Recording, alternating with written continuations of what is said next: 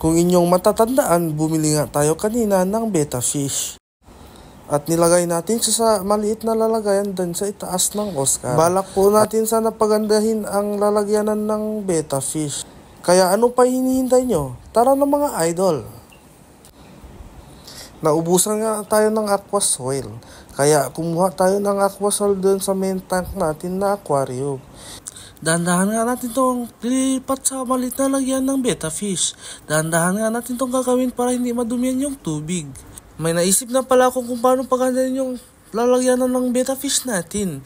Kaya panoorin nyo ito hanggang dulo ng mga video mga idol. Let's go!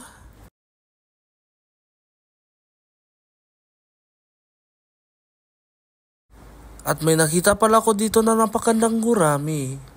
At hinuli ko nga ito. Dito ko nga nilagay sa maliit na mga Oscar fish. Dito ko nilagay para mabilis lumaki. Diba guys, ang ganda niya? Dito ko nga pala nilagay para mabilis siyang lumaki.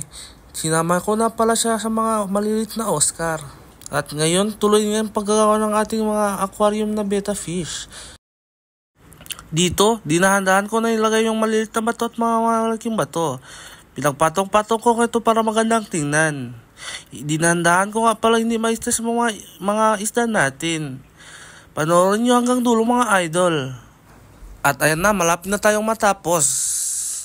Tapos may nakita tayong ditong gurami na napakaganda. At hinuli natin at sinama doon sa kaninang gurami na napakaganda rin. Dito nga sinama para mabilis silang lumaki. Ito na nga pala yung finished product ng ginawa natin kanina mga idol. O diba? Ang ganda! Garabi!